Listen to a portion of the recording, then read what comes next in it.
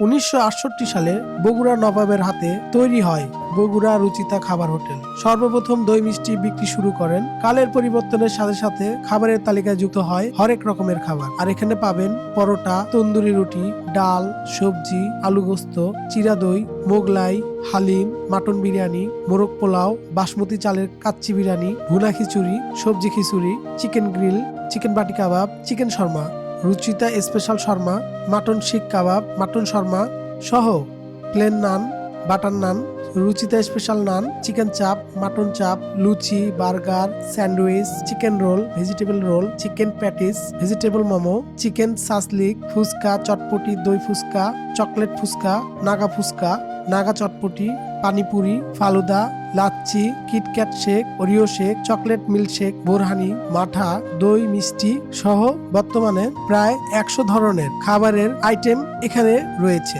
আর রুচিতা হোটেলে আসার লোকেশন হচ্ছে Sheikh Sharifuddin super market, Nawabbari road, Bogura. এখন তো ইফতার তো শুরু হয়নি, তবে ইতিপূর্বে 5-10 বছর ধরে আমি এখানে আসি। এখানকার খাবারের মান খুব উন্নত এবং ভালো, সবার সাথে সুসম্পর্ক এবং সবার সাথে সবাই খুব ভালো ব্যবহার করে। রুচিতা হোটেলে আপনি ইফতার করেছেন? জি আলহামদুলিল্লাহ, আজকে ইফতার করলাম, এই প্রথম ইফতার করলাম এখানে। তাই আপনার পরিচয়টা একটু বলেন। জি, আমি ডাক্তার মীর কাউসার হোসেন, আমি উপজেলা প্রাণী সম্পদ অফিসার, সারিয়াকান্দি, বগুড়া। এখানকার ইফতারের মান এবং দাম আপনার কাছে আসলে কেমন লেগেছে? হ্যাঁ জি, আমি সামগ্রিকভাবে ওনাদের মান ছিল অনেক ভালো, ওনাদের আতিথেয়তা ছিল ভালো এবং খাবারের পরিবেশন ছিল সুন্দর।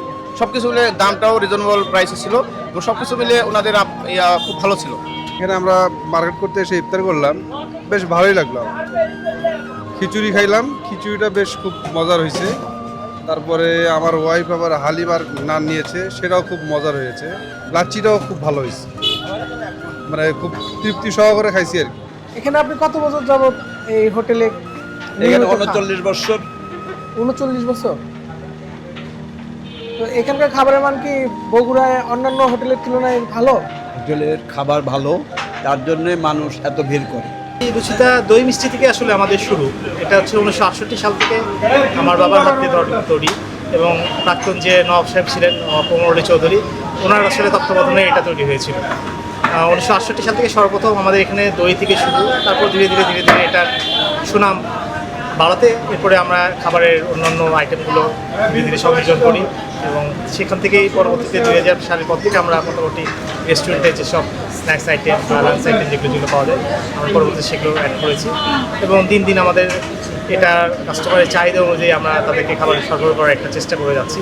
আমাদের যতটুকু চেষ্টা আমরা করে যাচ্ছি, আমরা আমাদের খাবারের মানটা গুণগত মানটা বজায় রাখার চেষ্টা করছি সবসময়ের জন্য, এবং এটা যেন ধরে রাখতে পারি।